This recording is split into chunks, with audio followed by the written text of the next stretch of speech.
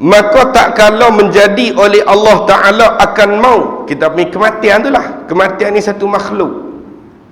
Bila Allah menjadikan maut tu dan dikerasi, mempaksa oleh Allah Ta'ala atas maut tu akan malakul maut, maknanya Allah taklifkan di atas malaikat maut supaya ambil maut. Tu maut, dia malaikat maut untuk ambilkan kematian, tanggungjawab kematian tu. Kemudian lagu mana rupa dia? Sebelum tu dia kata, berkatalah malaikat maut itu, ya Rabb, dan apalah maut itu? Apa tu maut? Maut tu apa? Al-maut yang kita duduk atas kematian tu. Benda apa maut? Kan dia panggil alam, makhluk ni masih wallah, barang yang selain Allah tu semua alam. Maut termasuk dalam makhluk Allah juga. Kematian tu sendiri masuk dalam orang kata apa, makhluk kejadian Allah juga. Jadi malaikat Israel tanya, apa tu maut? Maka Allah kata pada dia, dan bagi segala malaikat, berdiri kamu dan tilik tengok oleh kamu akan maut ini. Allah buat-buat, Allah perintah malaikat ni supaya tengok maut.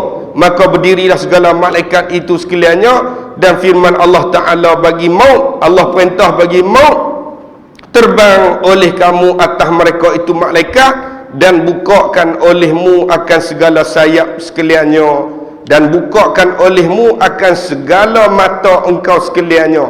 Dia kerana maut ni Allah buat dia, mata dia banyak, mulut dia banyak, lepas tu ada sayap. Allah perintah maut yang Allah jadikan ni terbang di depan malaikat. Maka tak kala bila terbang ia maut tu, nescaya menilik kepadanya maut oleh segala malaikat. Bila mana malaikat semua hadut Allah perintah berdiri nak tengok maut tu lagu mana, waktu tu rebah mereka itu. Habis malaikat yang tengok semua rebah pengsan. Lama mana? 1000 tahun. Tu maut yang kita akan tengok tiap-tiap kita ni. Kematian yang kita akan tengok. Tu malaikat maut sepasal dah. Ni diri kematian tu sendiri. Lagu mana Allah tajsim, wallahu a'lam. Serupa itulah bila kata kita nak mati, saat kita sakarat, bila nyawa sampai roh-roh ni, 2 syarat taubat. Kalau orang mengaji bab syarat rukun ni, dia panggil apa? Ma yatawaqqafu 'ala sihhati syai' wa huwa laysa juz'un minhu, ma yatawaqqafu 'ala syai' wa huwa juz'un minhu. Tu orang mengaji kaedah tu kata apa tu syarat, apa tu rukun. Begitu juga bab taubat. Taubat dia ada syarat dia ada rukun dia. Antara syarat taubat apa? 2. Sebelum nyawa sampai ghar-gharah, sebelum matahari terbit pada barat. Ni dia panggil syarat taubat. Rukun taubat bagi orang mukmin 3. Dia panggil iqla', segera tinggal, an-nadam, penyesalan, al-azmu, putih hati tak mau buat dah. Tu dia panggil rukun taubat. Tambah satu lagi bagi orang murtad, wajib mengucap 2 kalimah syahadah. Tambah satu lagi orang yang berdosa dengan sama manusia, kena minta ampun dengan orang yang buat salah. Jadi 5 rukun. Tu bergantung pada jenis kesalahan. Adapun syarat taubat 2. Sebelum nyawa sampai ghararah, sampai rengkung, sebelum matahari timbul daripada barat. Maka bila Allah perintah malaikat ni tarik nyawa kita, selangkah sampai di ghararah, masa tu tertutup pintu taubat, dan kepastian syurga neraka waktu tu kita boleh tahu dah. Masa tu harta, antara yang mai kepada kita ni harta. Harta kita Allah tajsimkan, Allah bagi jadi satu wajah, bagi jadi satu rupa. Lagu mana rupa? Wallahu a'lam. Allah jadikan satu rupa yang mengadap kita ketika nak akhir kita buang nyawa tu. Dan dia kata, akulah harta yang kamu cari dulu. Sekarang apa faedah aku untuk kamu? Apa faedah aku untuk kamu? Kamu duduk pulun cari aku dulu ni, kamu tak bersedekah atas aku, kamu tak berzakat, kamu tak infak, kamu tak tolong orang miskin atas aku. Dah hari ni aku boleh buat apa untuk kamu? Lepas tu lepas cakap beletar, harta beletar, bumi, dunia ni pula, bumi ni pula akan hantarkan dengan rupa kepada orang yang nak mati itu. Aku ni bumi yang kamu berjalan di atas belakangku dulu. Kamu makan tanpa kira halal dan haram. Kamu sangka kamu tak balik ke dalam perut aku. Hari ni kamu nak capai pada kematian. Dah, aku boleh buat apa? Kamu boleh buat apa hari ni?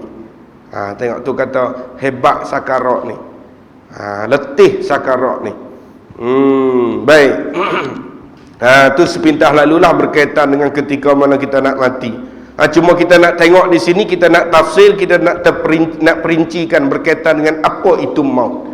Baik, setelah mana lepas Allah tunjuk kepada malaikat, kata lagu mana rupa al-maut, yang kita sendiri juga akan tengok, malaikat pengsan 1000 tahun lama dia. Lepas daripada tersedak malaikat, depa katalah, hai Tuhan kami, adakah engkau jadikan yang terlebih besar daripada makhluk ini? Ada tak makhluk lain yang lebih besar daripada maut ni? Yang lebih hebat daripada maut ni? Ada tak yang terlebih besar? Maka Allah firman kata apa? Aku jadikan dia al-maut tu, dan engkau tu terlebih besar. Maknanya aku jadikan maut tu lebih besar daripada kamu. Seolah nak katanya kamu malaikat ni tak boleh capai besarnya al-maut. Tu nak kata besarnya maut. Dan kemudian lagi merasai oleh tiap-tiap makhluk daripada maut. Yang aku buat maut ni, semua makhluk dia akan rasa lagu mana rupa maut. Sakit maut tu lagu mana. Ni dia akan rasa benda ni. Kematian tu sendiri Allah terjesimkan, Allah buat rupa yang sangat besar. Dan kita semua akan hadapilah. Maka berkatalah Israel, kata apa? Hai Tuhan aku, apa suatu yang kuat aku ambilkan dia.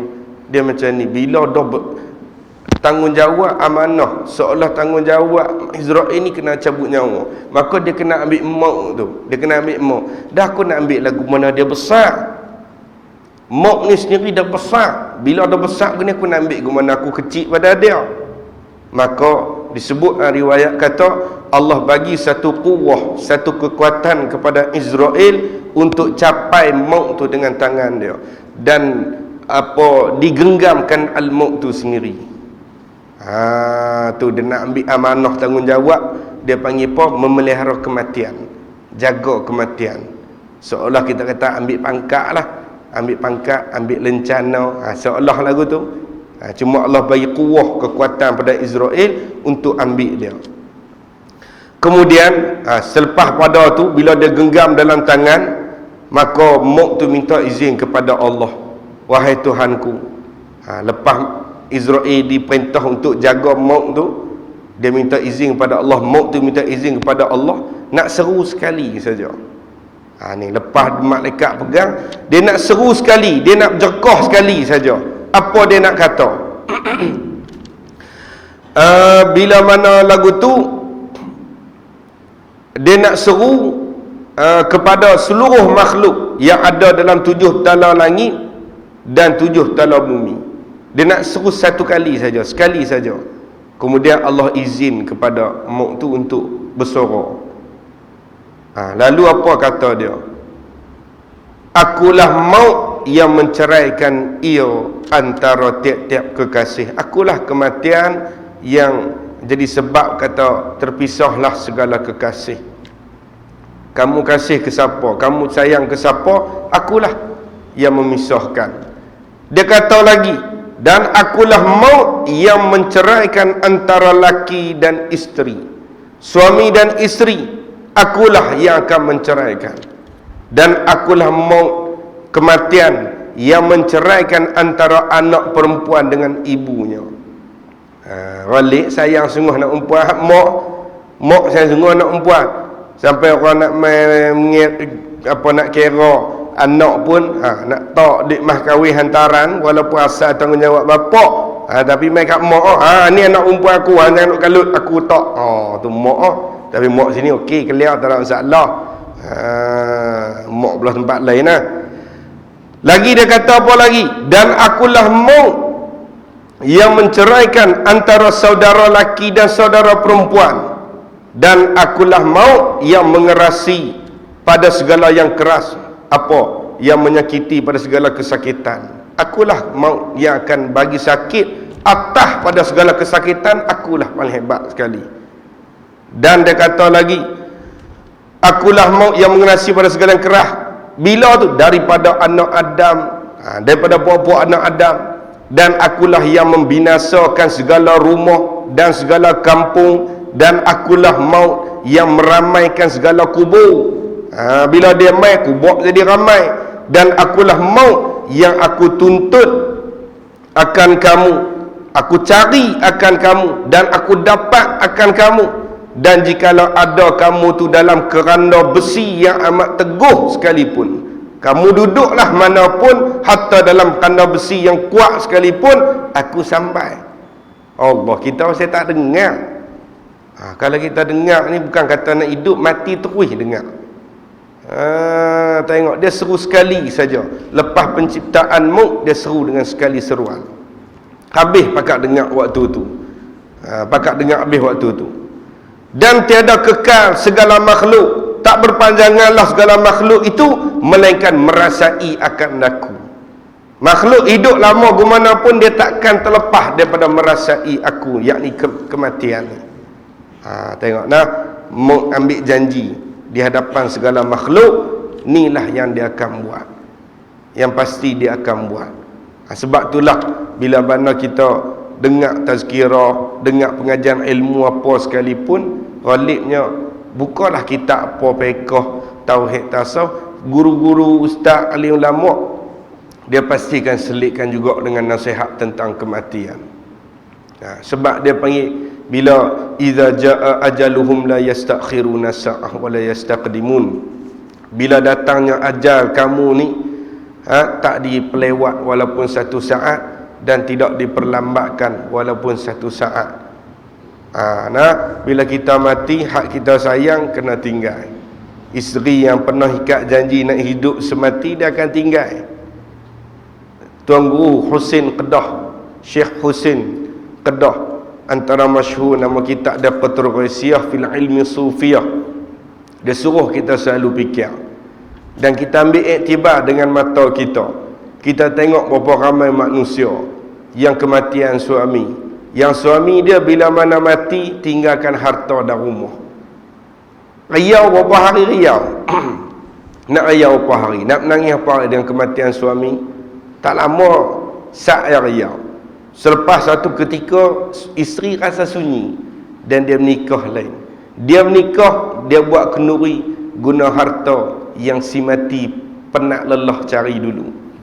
Dan dia bawa balik pula suami baru dia di rumah yang suami dia pernah buat dulu. Padahal tu rumah laki dia hak dulu, dia balik. Sebab apa tu? Nak abang kata tak ada nilainya. Tak kena gaya kita tasarruf, kita perintah benda hak ada di sisi kita, tak kena, tak ada nilai apa. La yanfa'u malun wala banun. Tak ada guna kata benda, tak ada guna anak-anak. Illa man atallaha biqalbin salim. Siapa yang datang kepada Allah dengan jiwa yang tenang, dengan keadaan iman yang sejahtera, seperti mana malaikat maut akan seru kepada orang mukmin yang nak mati. Dalam surah kita baca surah apa? Ar-Rahman.